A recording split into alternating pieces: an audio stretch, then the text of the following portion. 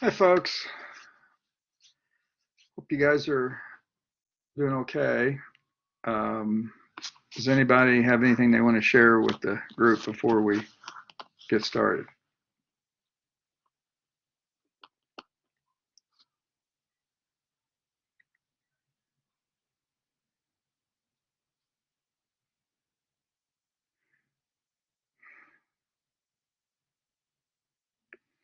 Okay. Want to check to see if everybody can hear. So I'll just ask that chat. Uh, can anyone not hear me?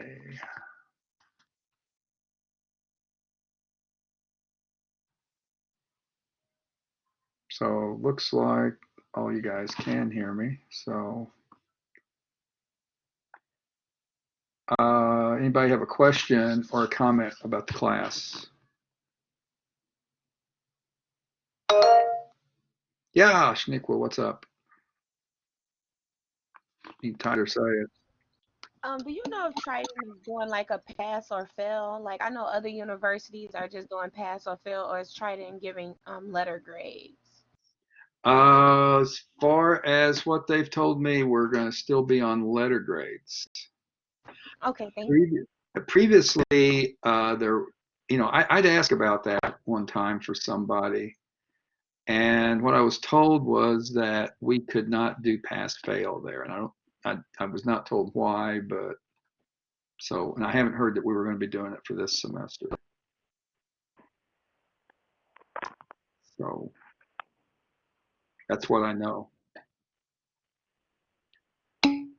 Anybody else got a question? Yeah, Diana, what's up? And so we know that summer classes are still going to be remote learning, Yeah. but if, for an instance, within the span of our summer class and they lifted the stay-at-home order, do you think we're still going to go back to school? No, no. I know that once. Well, I better rephrase that. My understanding is once the school says that we're going to be online for a semester, we'll be online for that semester. They can't really flip back and forth. Is my understanding of how it would work. But I don't know. Yeah, I don't know that positively, but they've come out and announced that classes will be online this summer. So that's the best I know. Yes, what's up? Hi, I have a question. So we're gonna have our next exam on May 6th. So does Hmm. it mean we're gonna still have classes for the next week? We'll have, let me look. Let's see. Um, okay, today's the 27th. This Wednesday is the 29th. Next Wednesday is the 6th. And the following week is finals. So the last day that we'll have class will be Wednesday. So Wednesday of 6th May, or right, 13th? yeah. No, May 6th will be the last day of class for you guys, and then we'll have our final exam the next week on Wednesday, the 13th. Oh, okay. So we're gonna have exam 4 on the 6th and the final on the 13th, right? That's correct. You guys will not have class on Monday, May 11th. Okay. Okay, sounds good. And so for the last final, will we have Chem 1 as well?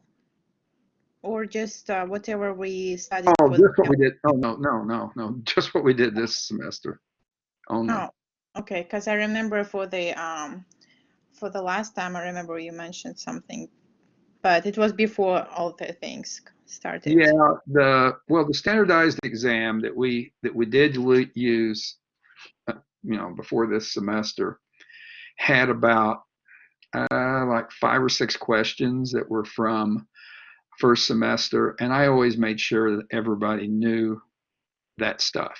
We would usually go over it in the last week of school, but this time around we're not going to do that. We'll stick with just stuff we've done this semester. Oh, okay. And also, are we going to have a study guide for the final or no? Now what I'll be saying is you need to review the presentations for the chapters and consider that to be, you know, what to be expecting. Okay. And do you know how many questions? I have no idea. I don't know. The final that we used before was 70 questions, and that's probably about what it'll be. I don't know for sure, but I think it'll probably be about 70 questions.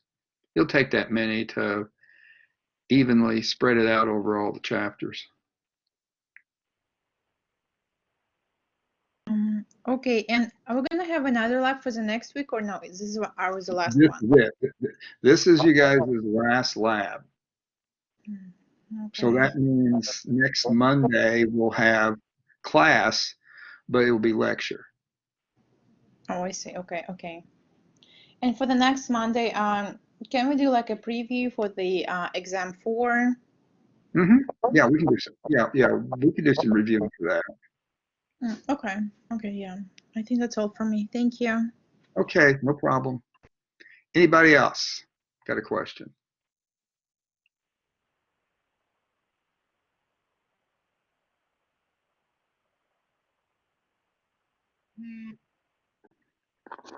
Excuse me, guys. I better turn my ringer off. Oh, it is off. That's good. Okay. In that case, I'm gonna share my screen, and we'll take a look at Blackboard to make sure we're not missing anything.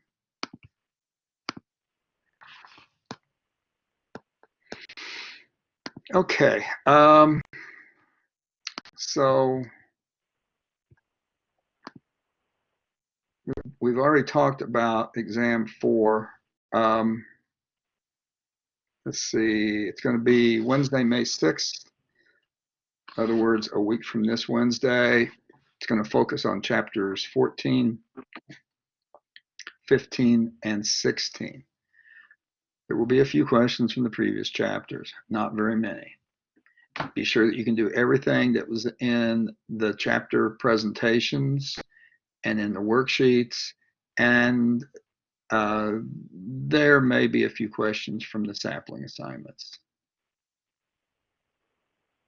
So hopefully that's pretty clear. A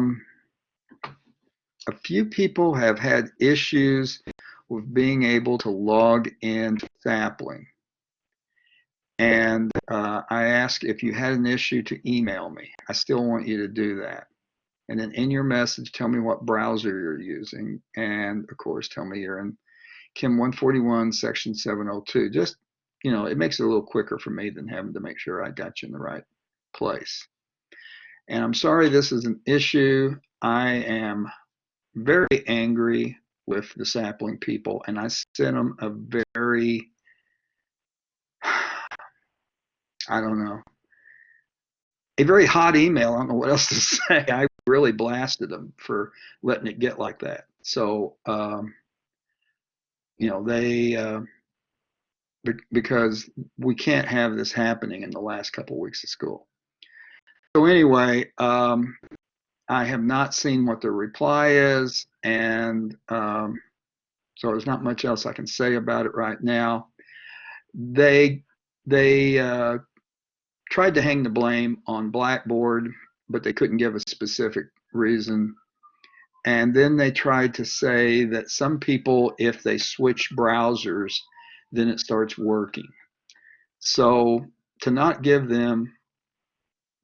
sapling an excuse, I would appreciate it that if you have trouble logging in with, say, Google Chrome, then try Firefox or try Safari if you've got a Mac, and let me know if that, well, basically let me know if it's not working.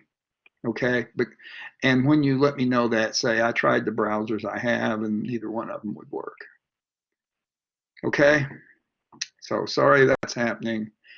And I'm going to keep it in mind that it is, that, that it has affected some people. Okay. I think that's it. Yeah. And speaking of sapling, this is the assignments that are remaining of the electrochem. Right now it's due on Wednesday, but depending on what I get in a email back from sapling, that may change. And then there is a really short one. In fact, really the rest of this, besides these chapter 17, the 19 and the 21, these are short.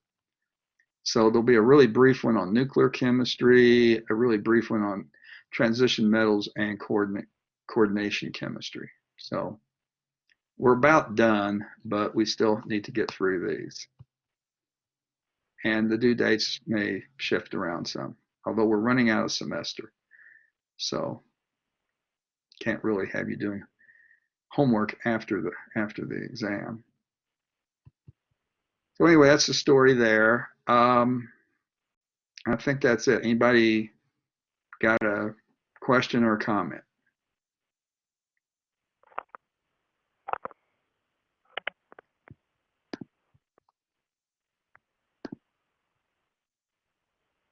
Nope. Okay, then we're going to do a lab tonight. Your group is still ahead a little bit of the other section, so we're not going to do any lecture tonight. I want to keep you guys at the same place. Okay. So so we'll just do our lab, and that'll be it. So I need to show you what the lab's going to be. So going back into Blackboard and going to course materials and clicking on lab reports. The instructions for this last lab is here with lab report 11, and it's called isotope simulation. You've got an attached file that's the instructions, and then it just says file the instructions in the attached file. Then you've got a link to the simulation, but there's also a link in the download file. And then your lab report's going to have these sections: title, date, partners, data table, comparison table, and comments. So not a lot of stuff, but you do need those in there. So going to the instructions for the simulation, I'm going to click on isotope simulation, and it looks like this. This simulation demonstrates stable and unstable isotopes of the first 10 elements. It also shows how to write the symbol for that isotope. It calculates the mass number for you. You should be able to do it though, but it does it for you.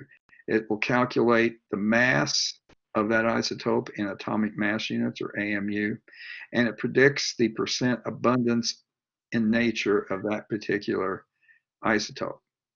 So to do the simulation, you go to this URL to access the simulation. So you can see there in blue. I'm going to keep on going. You may need to allow flash to, depending on your browser security setting. Some cases people have their settings where it won't be necessary. Then as soon as you get into the simulation at the landing page, click on isotopes. It's at the bottom of the page. But basically two options. One's called isotopes and one's called mixtures. Once you get into the simulation, if you click on symbol plus, it's going to display the isotope symbol. And you want to do that because you're going to need that for your report. And then the other one is abundance in nature plus. You want to click on that, and then that'll show you the percent abundance, and you need that one too. And then it will automatically start with the element hydrogen, and it'll start with the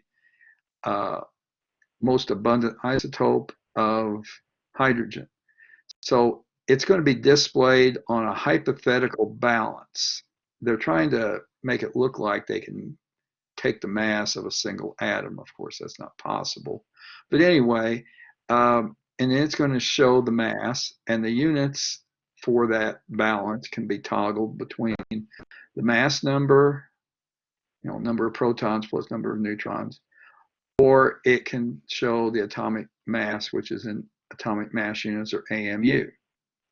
And then the chart at the upper left of the screen shows the number of protons, number of neutrons, and number of electrons in the current isotope. In this case, this first isotope of hydrogen, it's going to be 1 proton, no neutrons, and 1 electron. To go to the next isotope, to add 1 neutron, you drag a neutron from a bowl marked neutrons. So we got a bowl of neutrons next to our balance. And you drag it over to the hydrogen isotope, and that will add 1 neutron. And then you'll get a new symbol and new information. Then to calculate the average atomic mass of an element, that's the decimal number that's on the periodic table for each element.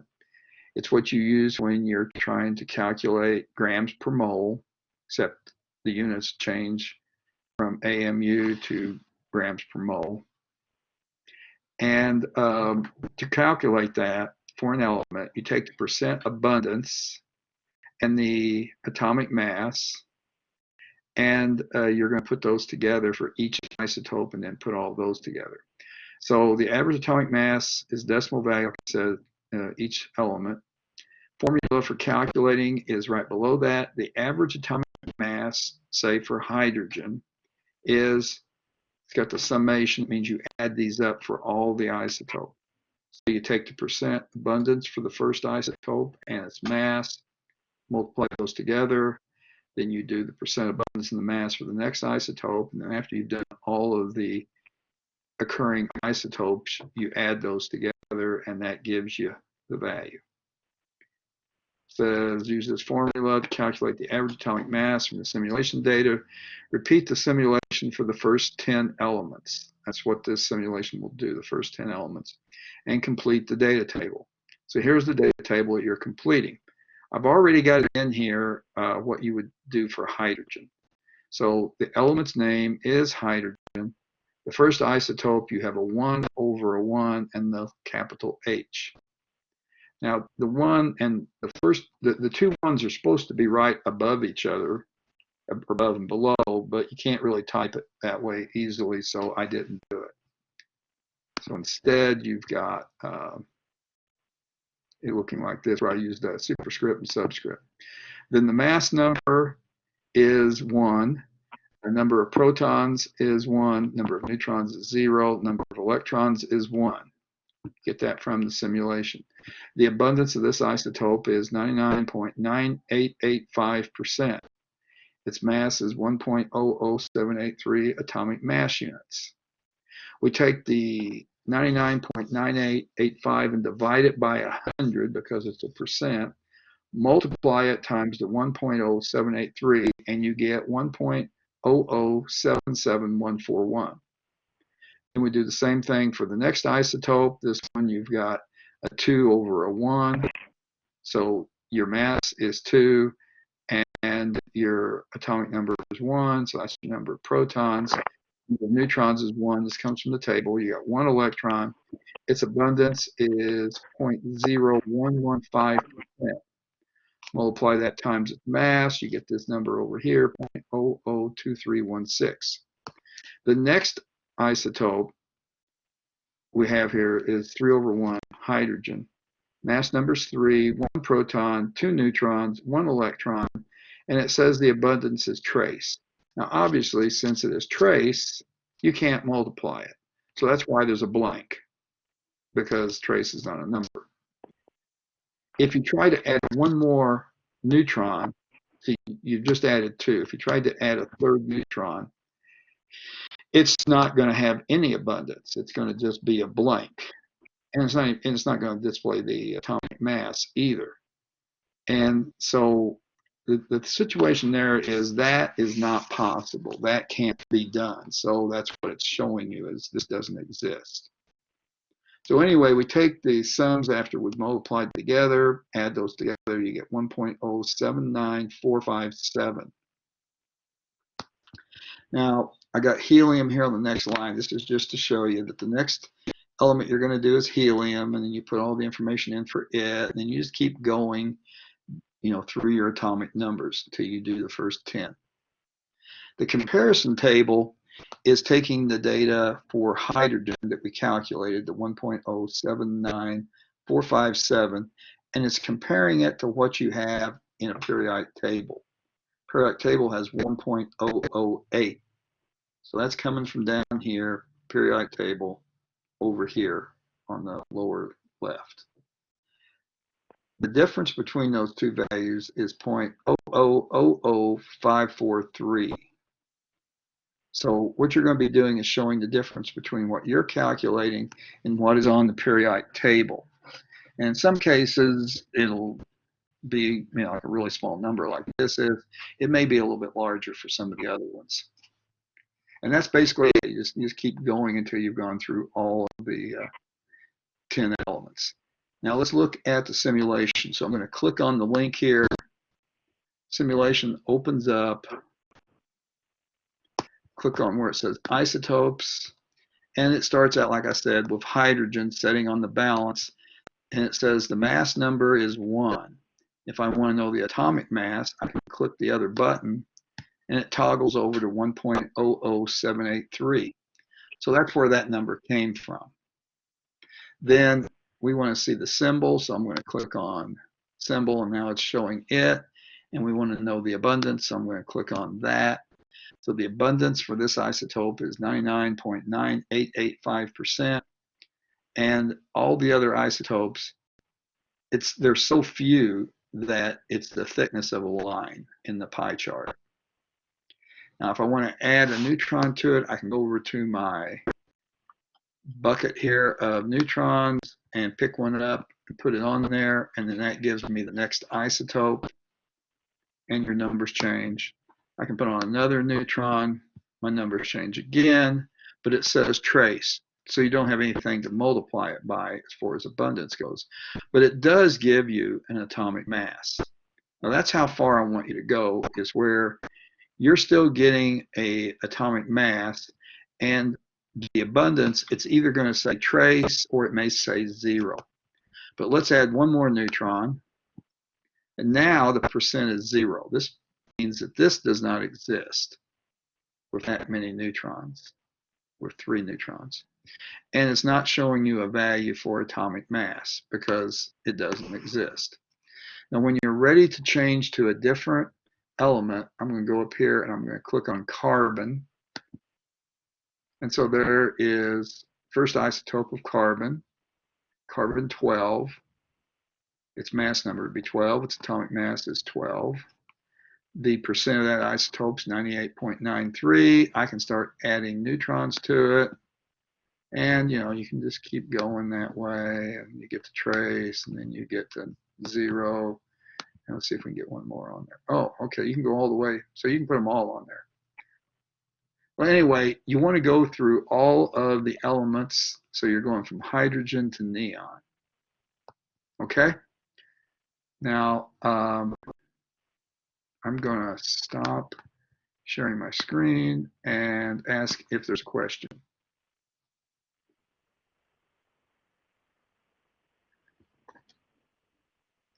Okay, I got you guys set up to put you in your groups, but I want to make sure that I've got everybody in. Yeah, I've got a few more that I need to do.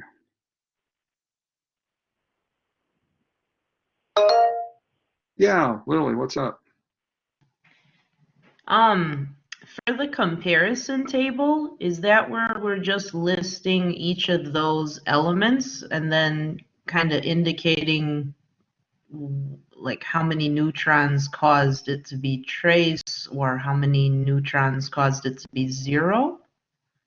What you're doing is you're calculating the average mass using all the different isotopes. I'll go back and show you. Hang on a second here. Let me get one more thing here, and then we'll go back and take a look at it. Okay.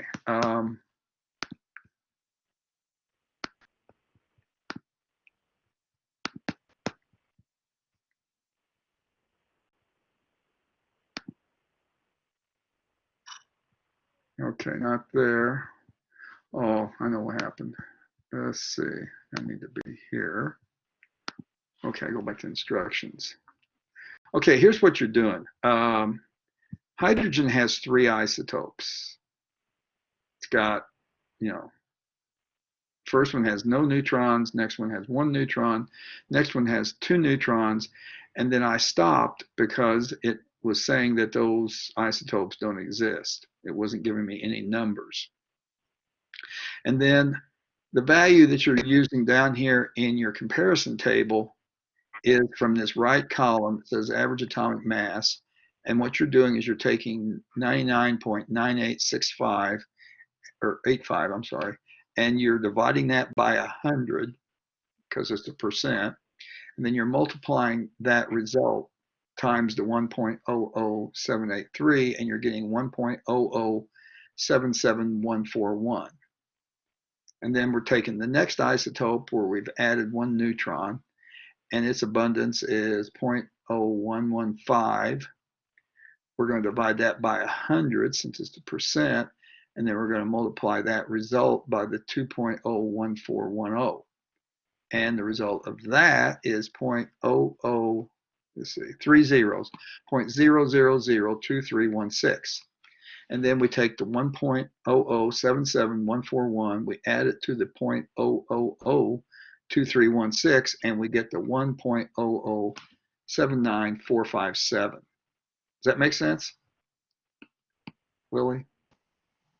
Good? Yeah, that helps. Okay, so you got it. Okay, so let's go back. I'm going to stop sharing. And I need to make sure I've got the breakout groups. Yeah, I've got the groups set up. So what we'll do is like we've done other times, I'm going to hit the start button. You'll be dropped into your group. Then you guys can talk about it.